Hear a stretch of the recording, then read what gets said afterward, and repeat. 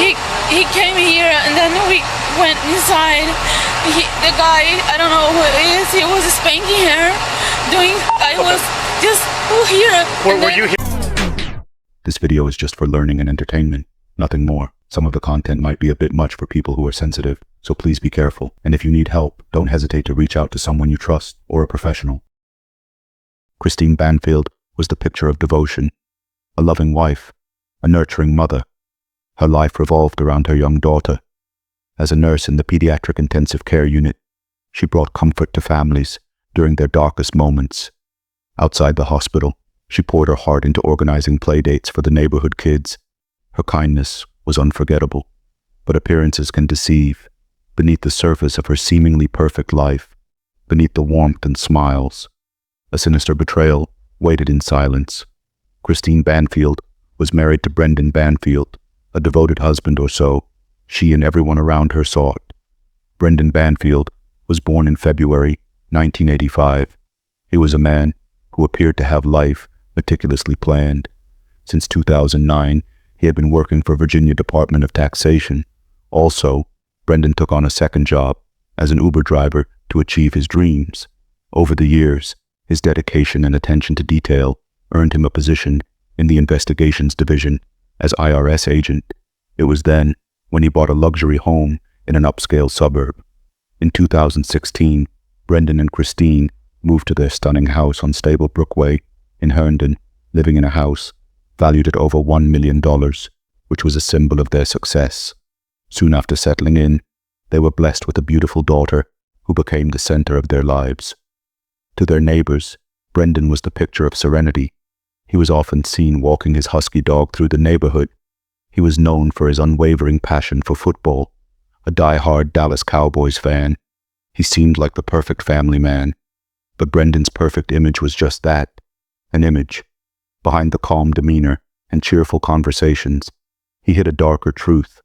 He had a long history of hidden affairs, secrets that Christine and the neighbors never suspected. With Christine's demanding schedule as a pediatric nurse and the energy she poured into her work, it became clear that the couple needed help caring for their baby. Christine, with her compassionate nature, didn't just want help. She wanted to provide someone with a fresh start in life. In the fall of 2022, Christine turned to the Culture Care Au Pair program to find the perfect caregiver for their child. After sifting through numerous profiles, Christine and Brendan made their choice. Juliana Perez Magalhaes, a 23-year-old woman looking for an opportunity to begin a new chapter. Christine saw Juliana as more than just a nanny. She saw someone full of potential, someone who deserved a chance to grow and thrive. That day, Christine shared her support on Facebook for foreign au pair, and they are not taking the American jobs. But Christine's optimism blinded her to the danger lurking in her decision. What she believed that it wouldn't take American job will soon plant the seed to take her own life. Who was Juliana Perez Magalhaes? Why would she play a role in Christine's devastating fate? Could she really be the reason? Or was there something more sinister at play? As we unravel this story, you'll tell if Juliana was a perpetrator or she was a victim in a tragedy that defies comprehension. Her name is Juliana Perez Magalhaes, born in 2000 in a small, impoverished village in São Paulo, Brazil. Juliana's life was shaped by struggle and resilience. Raised by her mother, a single parent who worked tirelessly to provide for her, Juliana grew up with a deep admiration for her mother's sacrifices. Her mother eventually traveled to the United States, taking a job as a house cleaner through the very same program Juliana would later use. Juliana was not just another girl from the village. She was bright, curious about the world beyond the narrow streets of her childhood.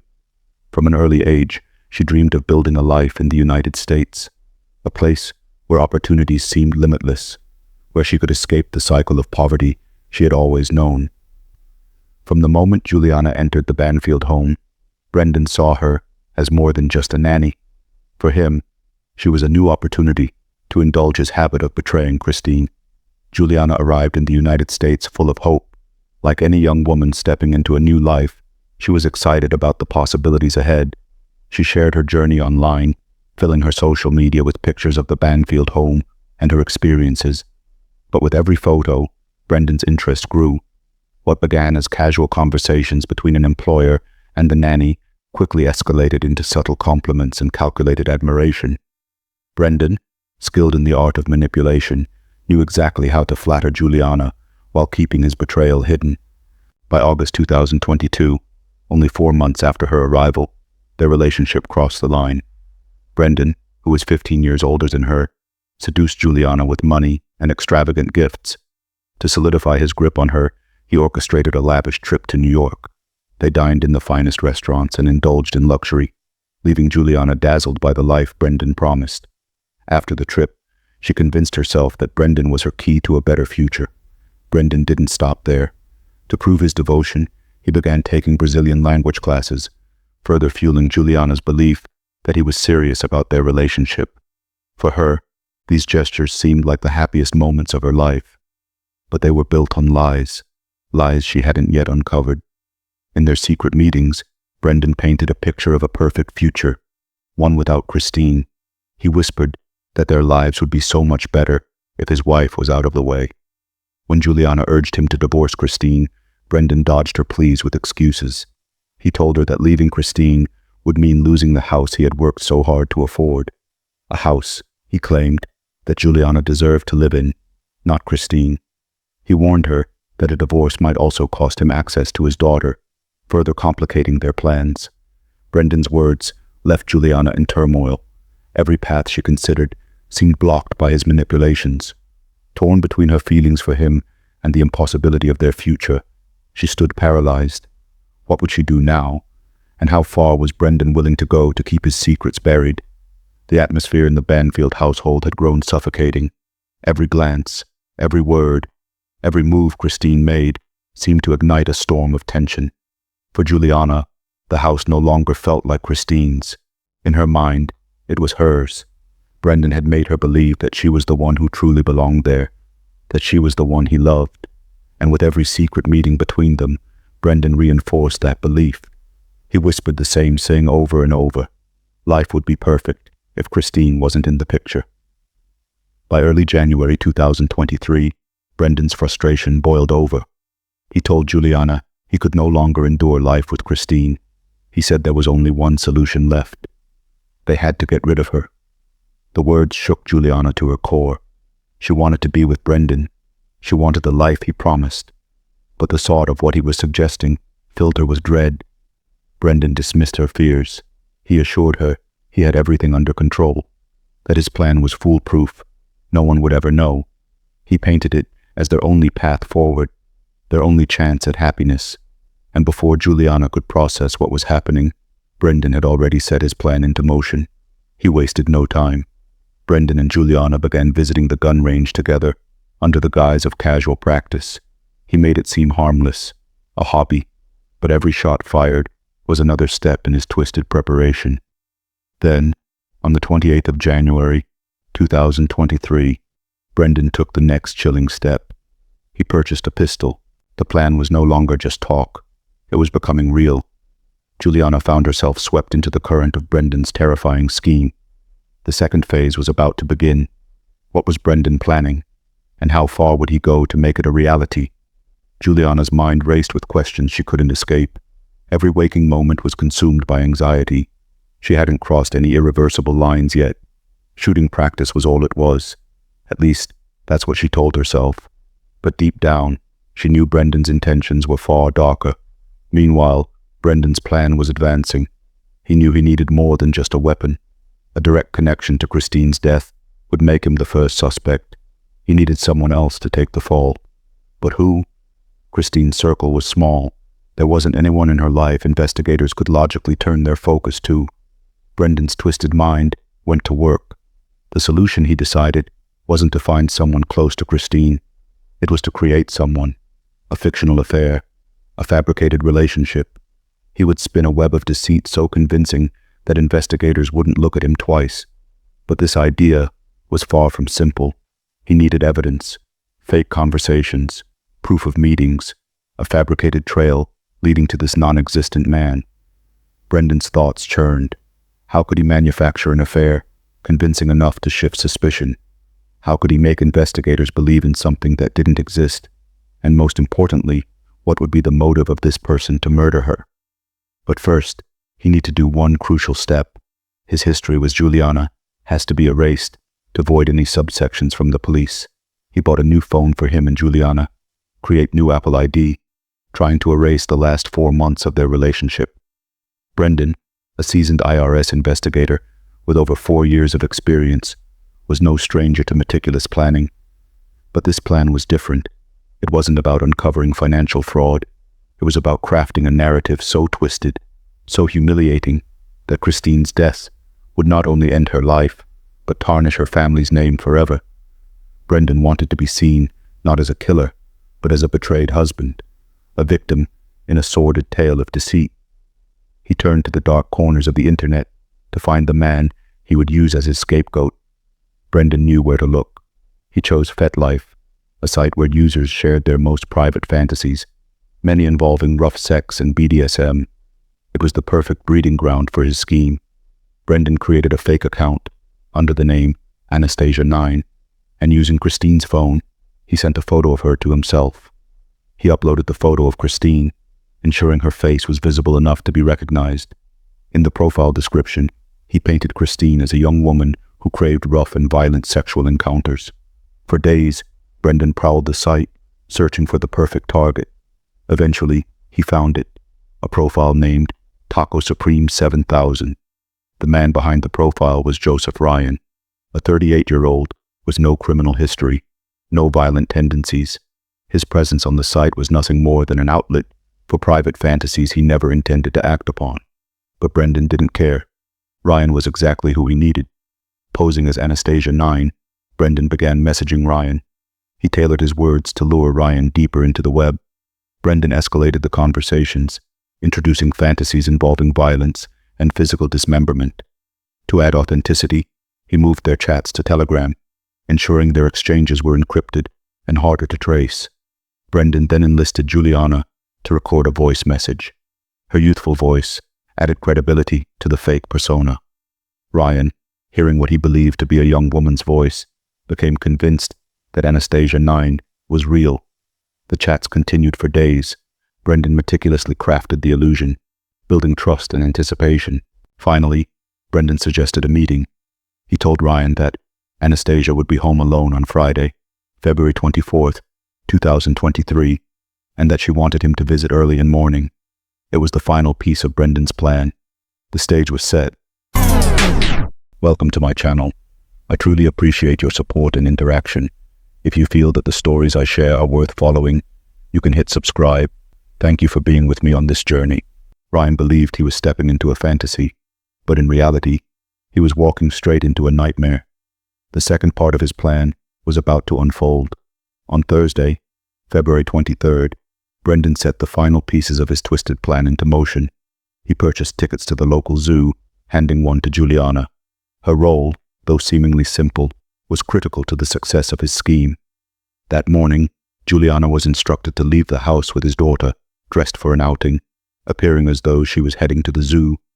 She was to ensure any neighbors who might be watching saw her departure, but she wasn't meant to stay gone for long. The plan required precise timing. After Ryan arrived at the house on February 24th, Juliana was to return, taking the road leading back from the zoo. When she spotted an unfamiliar car parked outside, she was to call Christine first, reporting the presence of the strange vehicle. That call would add an extra layer of authenticity to the staged scenario. Then, she was to call Brendan, notifying him that something unusual was happening. Her task was straightforward, yet its implications were chilling. Juliana's calls would set Brendan's next steps into motion, giving him the perfect excuse to rush home and confront the so-called intruder. The plan was designed to appear seamless, a husband rushing to protect his wife, a scenario where Brendan would emerge as a grieving victim. But how far would Juliana go? Did she fully grasp the depths of Brendan's intentions? And as the hours ticked closer to February 24th, was there still time for her to change the course of this horrifying plan? On the morning of Friday, February 24th, the air seemed eerily still until the calm was shattered at 7:47 a.m.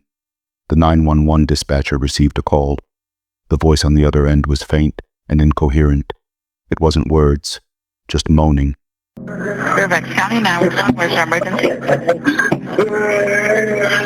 Hello, Fairfax County 911. A haunting sound that sent chills down the spine of the dispatcher.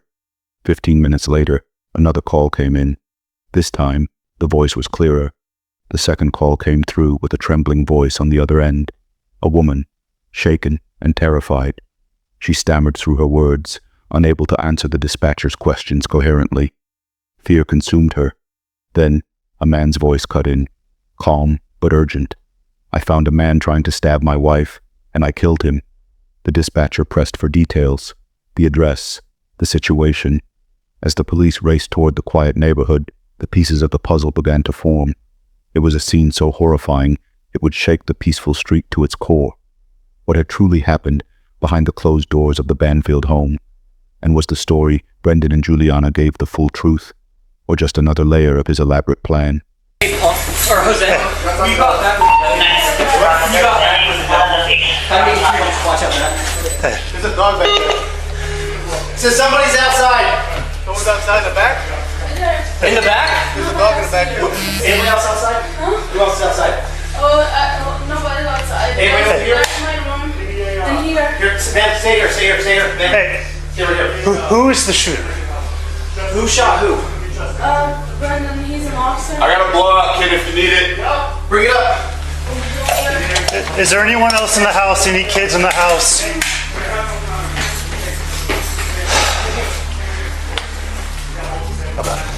Yeah, if you want. I'll hold down here. Bring her down here and we get info directly from her. Hey, Can you come down with me? Anybody else have a blowout kit? She's breathing. She's got one sample. I think Zach's just sitting there. My We're getting the ambulance here now. My host kid is downstairs. Okay. I'm here. How old's your host kid? She's 4.5. Four and a half. Where is she? I need to talk to her. She doesn't know anything. What's Can we get her and we'll go outside? I'm gonna get her.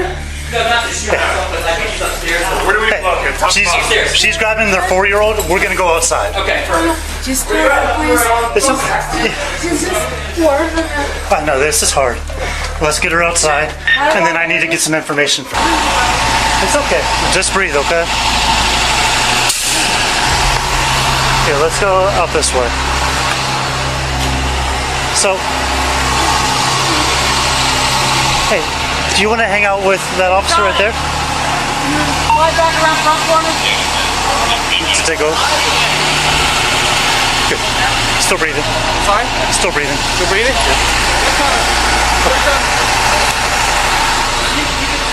Hey, Do you want me to put her to watch a show or something?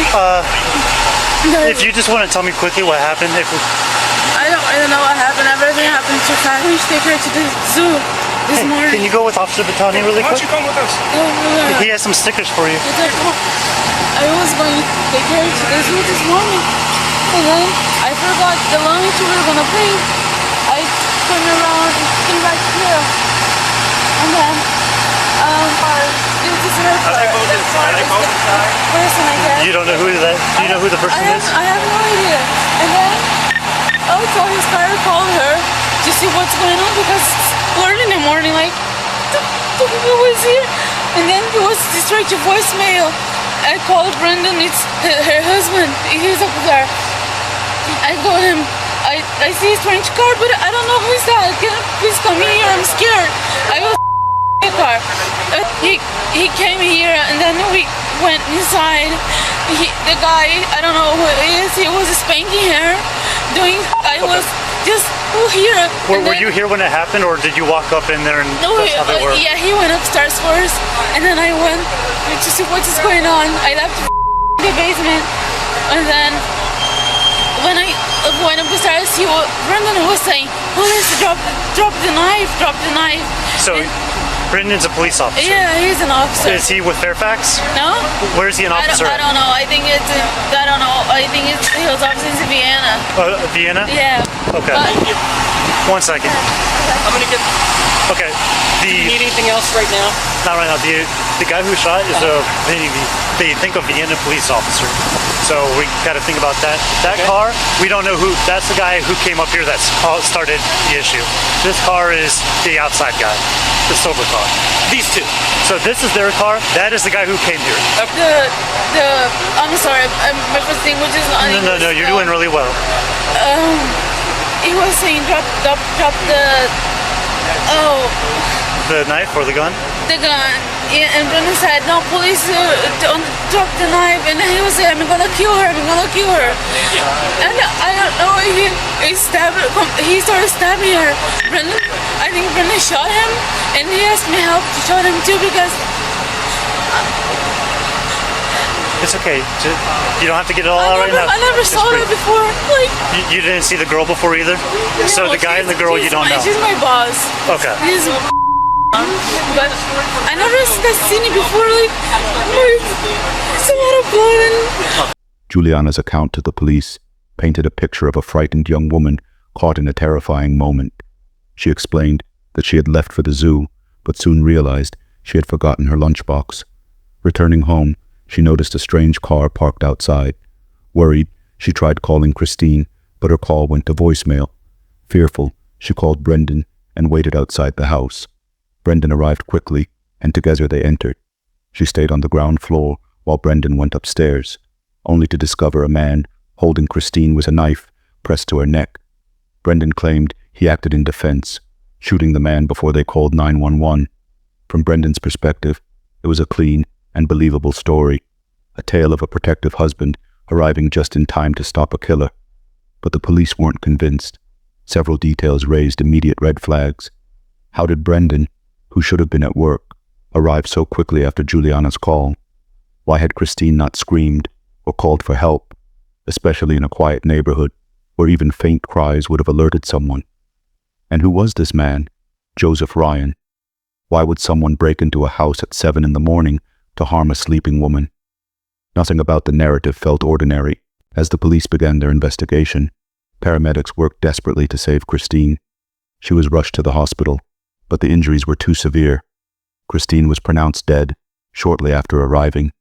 Joseph Ryan's body remained at the scene. He had been shot twice, once in the eye and once in the chest. Both wounds were fatal, and he had died before police arrived. When the crime lab team began analyzing the scene, the discrepancies grew even more troubling. At first glance, it didn't resemble a traditional crime scene. Blood patterns seemed inconsistent, almost as if someone had attempted to clean or alter them. Ryan's clothing bore bloodstains in places that didn't align with his gunshot wounds. Something about this scene was staged. The evidence didn't add up. It wasn't just a case of a home invasion gone wrong. It was something far more calculated. What truly happened inside the Banfield home that morning? And how would the police untangle the lies to uncover the truth? By the end of that day, the forensic lab released its initial findings, uncovering a chilling truth.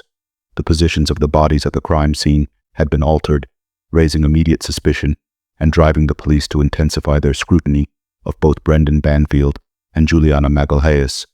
What followed was a rapid unraveling of secrets, as if Christine's spirit refused to let the story conclude in silence. As the investigation progressed, the results of blood and ballistic analyses were revealed, and they left the police stunned. Joseph Ryan had been shot with 2 different guns. The first was Brendan's work pistol. The second, a Glock 43X MOS pistol. Furthermore, Christine's blood had been wiped onto Ryan's body, staged to make it appear as though it came from a stab wound inflicted during a struggle. This discovery prompted investigators to revisit the Banfield home in search of more evidence, and what they found painted a disturbing picture. On the nightstand, there was a photo of Brendan and Juliana. In the closet, Juliana's clothes, replacing Christine's, including her underwear, as if she had already claimed the home as her own. It was an eerie declaration of possession. Adding fuel to the fire, Brendan publicly admitted to being in a relationship with Juliana, even as the investigation was ongoing. This brazen confession, coupled with mounting evidence, pushed the police to scrutinize every action the pair had taken. They discovered that on the day of the crime, Brendan had not gone to work as he claimed, but had waited at a McDonald's for Juliana's call. Less than a month before the murder, he had purchased the Glock pistol, and it was confirmed that their affair had been ongoing while Juliana worked as an au pair. Under pressure during questioning, Juliana confessed to several damning details. She admitted that after Brendan fired the first shot as he entered the house, he instructed her to retrieve the second gun from the bedroom. She also revealed that the first 911 call had not been part of the plan. Brendan hadn't finished staging the crime scene as intended. This explained the 15-minute gap between the two calls. Furthermore, she admitted that during the first call, she saw Ryan still moving and fired another shot, claiming it was in self-defense. In October 2023, Juliana was charged with second-degree murder for the murder of Joseph Ryan. However, Brendan was not immediately arrested, as the police were focused on gathering additional evidence to build an airtight case against him. During this time, Brendan maintained contact with Juliana, frequently calling her. In one such conversation, Juliana bluntly told him she knew he was staying in touch because he feared she would expose him. As the investigation concluded, the evidence against Brendan was overwhelming. It proved he had created the fake account to lure Ryan into a trap, fabricated Christine's involvement, and meticulously staged the scene to mislead the authorities. With Juliana's confession and cooperation, a warrant was issued for Brendan's arrest, and he was taken into custody in September 2024. Despite the mounting evidence, Brendan invoked his Fifth Amendment right to remain silent during questioning. The focus then shifted back to Juliana. Under the weight of her involvement, the deal offered by prosecutors, she fully confessed. She agreed to testify against Brendan in exchange for a plea deal that would reduce her charges to manslaughter. Her lawyers predict she will not serve additional time beyond what she has already spent in custody, awaiting trial. Brendan, on the other hand, faces 4 counts of aggravated murder. Both trials are expected to begin in early 2025, and while Juliana's fate appears lighter with her cooperation, Brendan's future looks grim as he faces the full weight of the law. Thank you for watching. If you enjoyed this video, don't forget to like and subscribe for more true crime stories. See you in the next video.